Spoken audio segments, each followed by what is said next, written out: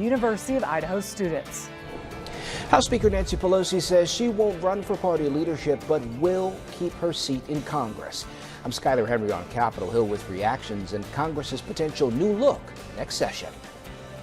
Putting you first. You're watching KMVT News with Brittany Cooper and your weather with Chief Meteorologist Eric Brill.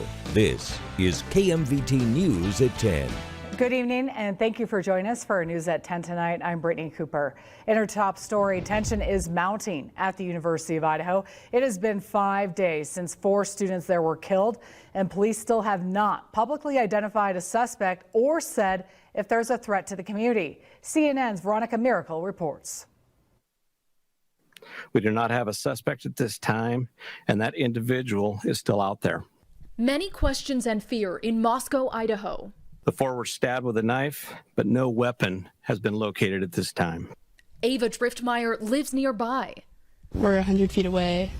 You know, how close was this person? Are they still around? Investigators say the attacks took place in the early morning hours Sunday, sometime after 1:45 a.m. But they didn't find the victims, Ethan Chapin, Zaina Kernodle, Madison Mogan, and Kaylee Goncalves, until that afternoon when a 911 caller reported an unconscious person. There's quite a bit of blood in the apartment, and it's a pretty traumatic scene to find 4 dead college students in a residence. The prosecuting attorney telling NBC police do know who the 911 caller is, but will not release their name or information they received. The investigators are trying to ascertain why there was a delay and what actually occurred, what was heard. Police say there were no signs of forced entry in the home. The evidence inside of the home leads us to believe that somebody targeted these individuals for some reason. Law enforcement says surveillance video showing 2 of the victims ordering from a food truck that night is being used to establish a timeline.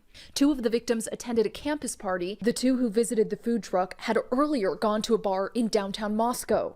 Police say the 2 roommates home at the time of the stabbings did not witness the attacks. They were not injured, and that these 2 roommates actually have fully cooperated with detectives and have assisted in the investigation. Are they considered suspects? They haven't been ruled out. We're not just focusing just on them, we're focusing on everybody that may be coming and going from that residence. The campus now virtually empty, students excused from attending classes, and students also saying their sense of security has now been shattered. And the fact that there's no answers is like the worst feeling ever. Like, I know all of us are just waiting to get out of here as fast as we can. Meanwhile, new developments today in the case of Chad Daybell and Lori Vallow Daybell. Nate Eaton from East Idaho News is reporting that a judge has denied a request to sever their cases.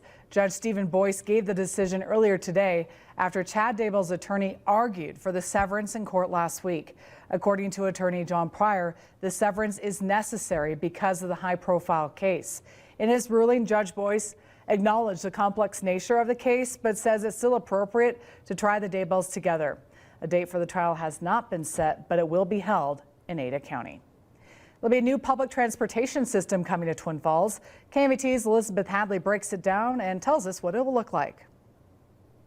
When the city of Twin Falls hit 50,000 people, it lost its grant funding for the Trans4 public transportation system, causing the city to reevaluate its public transportation needs. So traditional fixed route busing in a community like Twin Falls is not going to be successful. In order for a fixed route to serve the community or the individuals in a community that it needs to, you have to have a lot of different routes. Now, thanks to a $3 million grant from the Idaho Transportation Department using CARES Act funds, they will be able to try out a pilot program like the one that Idaho Falls is using called microtransit. Uber or Lyft for public transportation. It's on-demand service, and it's very similar to how Trans4 used to operate. Where an individual can request a ride, and then that ride kind of behind the scenes, the software will dispatch a ride to an individual. The city says that this is not a solution for congestion, but rather those with no other means of transportation, a way to get around. As more and more people move to Twin Falls, we're going to continue to see a demand. I actually received a phone call from a woman yesterday who wanted to know, she's thinking of moving to Twin Falls, and she needed to understand what the public transportation system was here because she's disabled. It will be open to everyone, though, and she hopes it will be off and running by April of 2023. So the next step in the process, now that we've received the funding, is we're going to release a request for proposal, and then there'll be a period of time when that RFP is open, and we'll receive proposals back from companies that will actually operate the system on our behalf. Reporting in Twin Falls, Elizabeth Hadley, KMVT News. Now, your KMVT First Forecast with Chief Meteorologist Eric Brill. Temperatures this evening are a bit chilly, but what else is new? We've been chilly really throughout the month of November. Last check here at the station, we are at 24 degrees on the nose, 21 degrees over at the airport in Twin Falls, and the same can be said in Burley, while Hagerman's at 27 and Gooding is at 30. The Freedom Memorial Airport's up to the north in Haley does indicate a 19-degree reading. Not much going on from the satellite radar side of things, and that looks to be the case here as we head deeper into tonight. Still can't rule out some patchy areas of fog for that of tomorrow morning, but overnight low temperatures ultimately falling back into the upper single digits and the lower double digits, so pretty much on the other side of 10 degrees. Are we going to see some warmer conditions return here in time, though, for Thanksgiving? More on that coming up at 10:14. Brittany, back over to you. All right, thank you.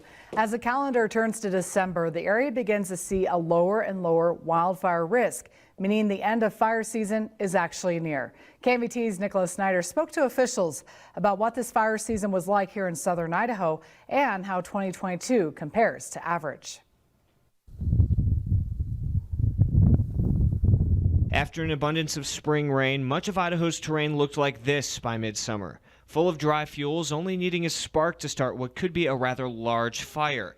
And concern was pretty high among those responsible for battling fires. We did have the fuel loading and it was fairly warm. But with the end of fire season looming, officials say this year wasn't as bad as they expected. We actually had a lot milder fire season than we were anticipating. In fact, in terms of acreage burned, Brizendine says we saw less than usual. I would say it's below average. It was a below average fire year, but not significantly below. Brizendine attributes this to a lack of thunderstorms this past summer, a large culprit behind many fires.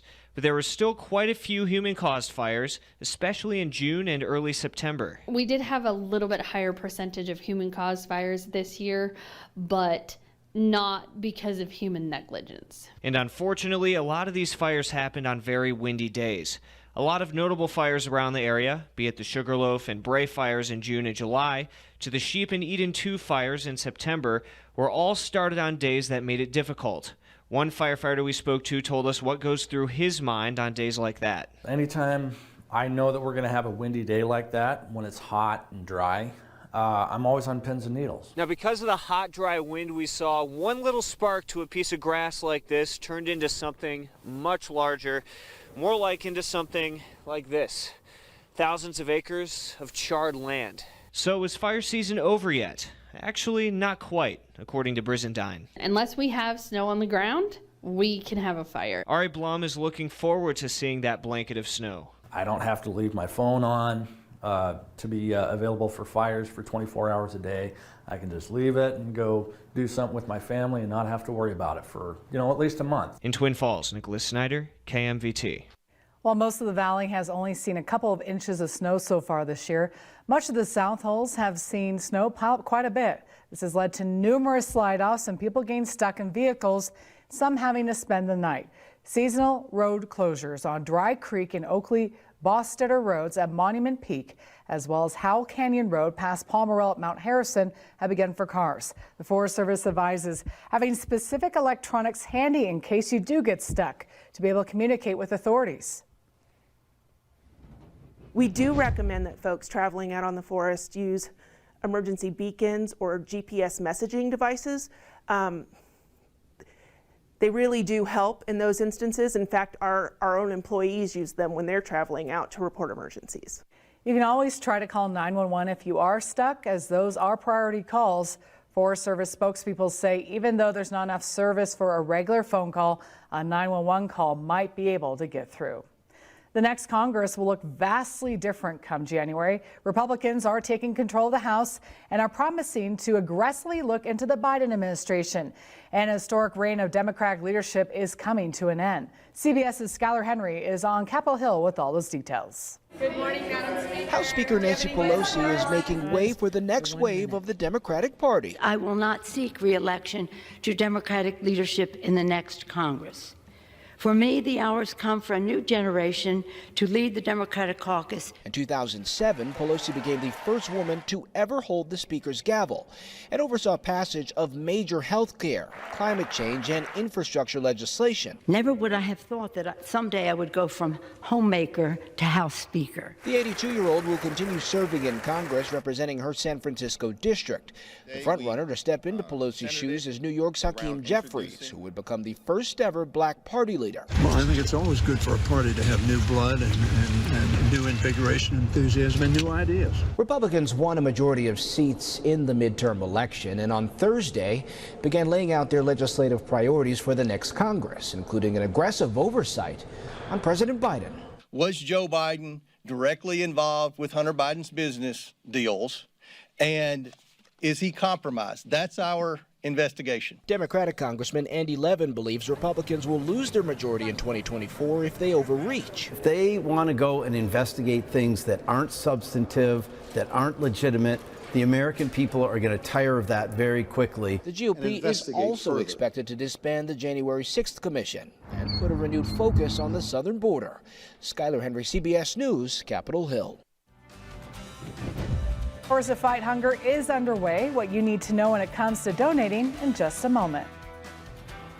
Rob Green, Skycam is pretty quiet on this Thursday evening, but are there going to be some issues arising as we move closer towards that of Thanksgiving? More on that coming up on the other side of the break. Market Update, sponsored by the financial advisors at Waddell & Reed.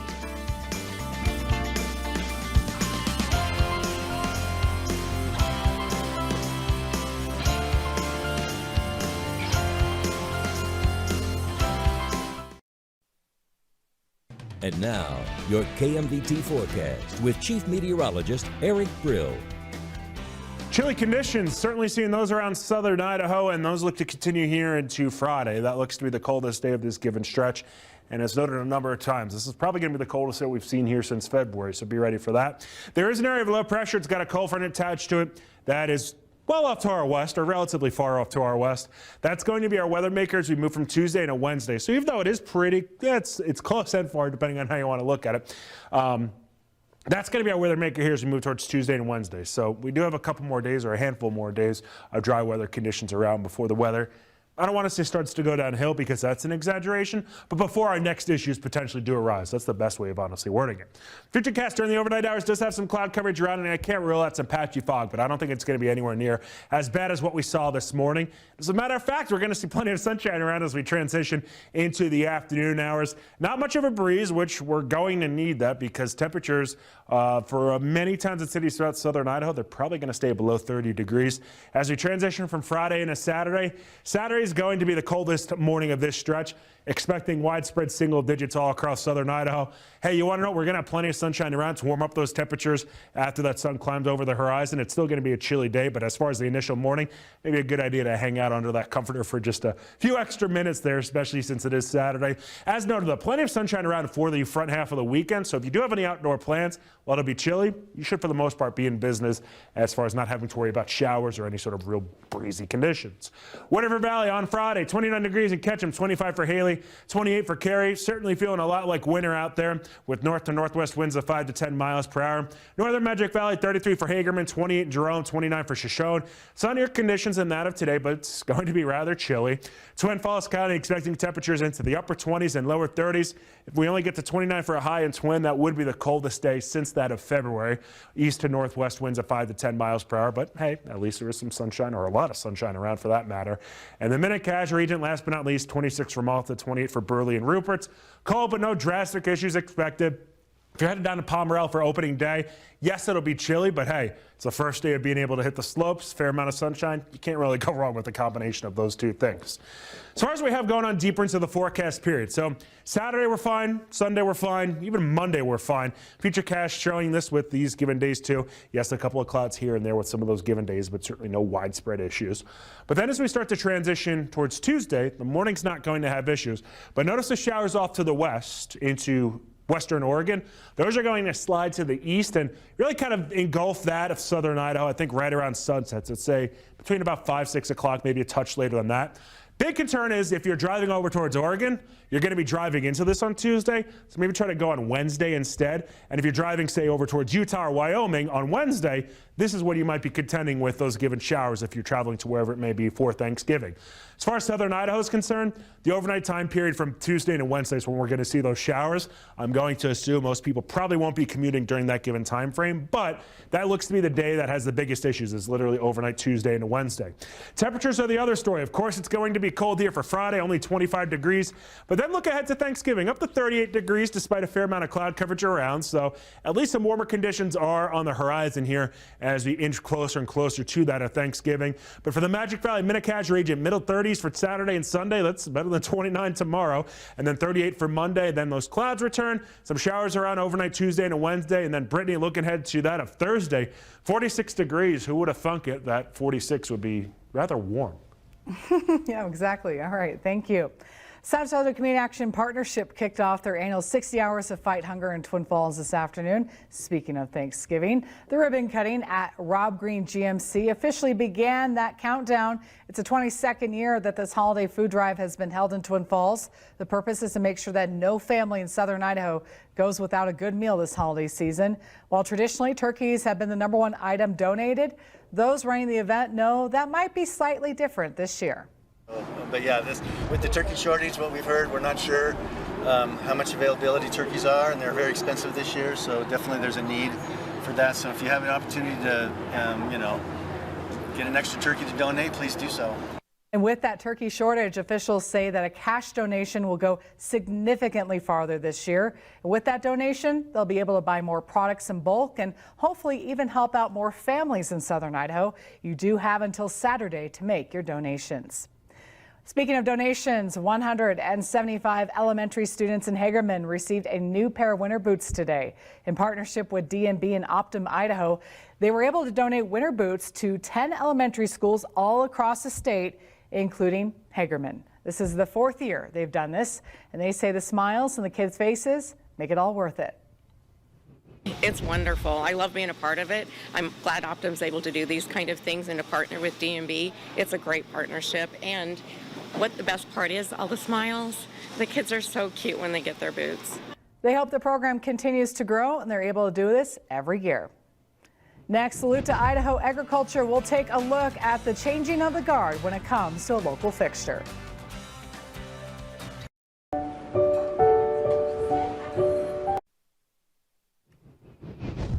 A fixture in Twin Falls for nearly 100 years will soon be inactive. Along the Rock Creek Canyon floor, the Walter Priebe Hatchery has been operating since 1928.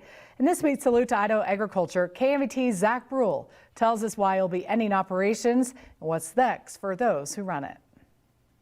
Salute to Idaho Agriculture, sponsored by Slyman & Butler Irrigation. Since the 70s, students of CSI's Aquaculture and Fisheries Management program have gained hands-on experience at the Walter Priebe Hatchery in Twin Falls. Now, the program is on its way out. We're headed to Pristine Springs. We're going across the river.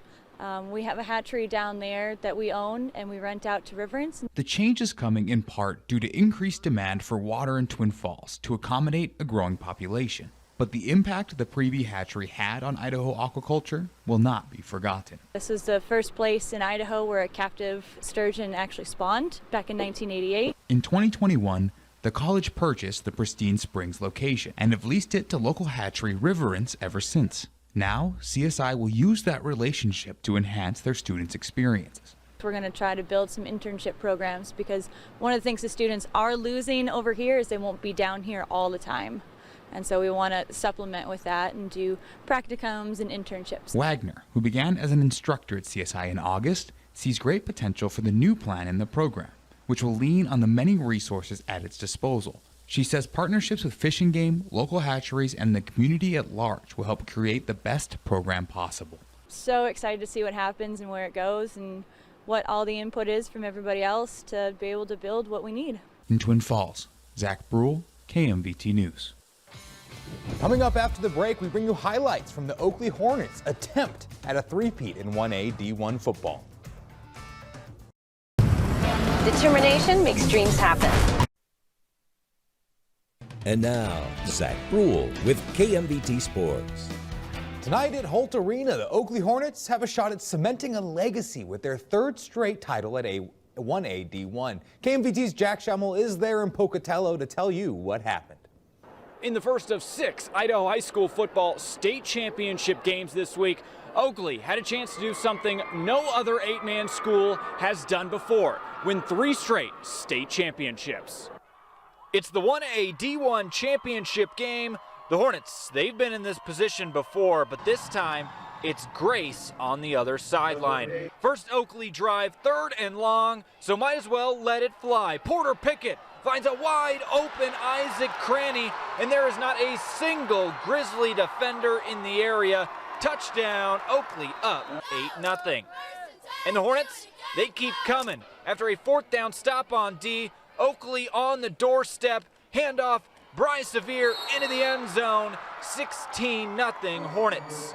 But Grace not going away early. Read option here, Titan Anderson keeps, and he finds 6 for himself at half. Just a 10-point game, 24-14 Oakley.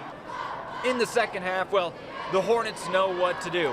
Opening kick, Severe, he picks it up eventually, then has all kinds of green grass in front of him, proceeds to go through every single white shirt all the way to pay dirt, 32-14 black shirts. Later in the third, Severe, have a day young fella, bounces it outside off the handoff. He's looking for the pylon, another Oakley touchdown.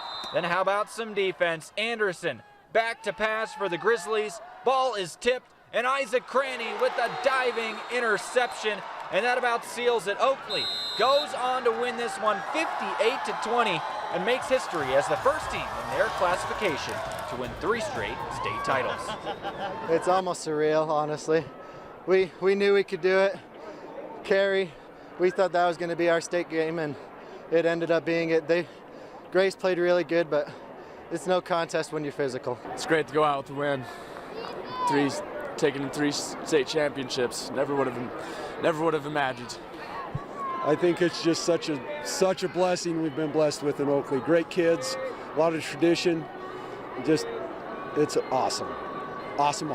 These Oakley seniors can leave the program as the most decorated athletes in Oakley football history, but next year's seniors, they have a chance to one-up them, going for their 4th straight. Reporting from Holt Arena, I'm Jack Schummel with KMVT Sports.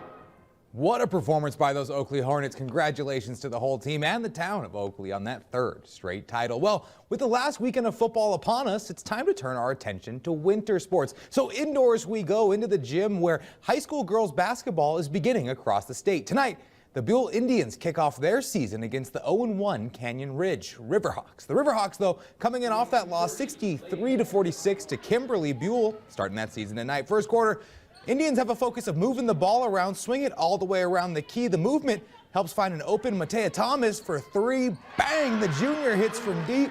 Home team starts with a 4-0 stretch into the middle of the first. Later in that first quarter, Buell still leading. This will make a coach happy. Looking for the big on the post. Michaela Boring, nothing boring about a left-hand hook shot finding the bottom of the net.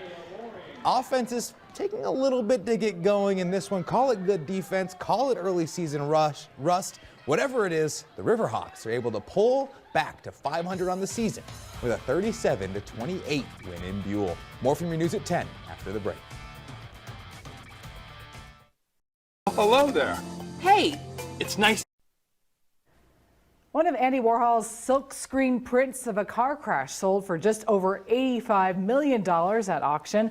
Sotheby's auction house in New York called the sum monumental. White Disaster, created back in 1963, is a colossal image from the artist's Death and Disaster series. For the artwork, Warhol duplicated a single image of an automobile accident 19 times in black and white. It's 12 feet tall and 6 feet wide, making it the largest of his car crash works. Who really wants that? Me and my friends did some silk screens, and all that did was net us a few beers and wasted money. That sounds about right for you. All right, thank you for watching. Have a great night.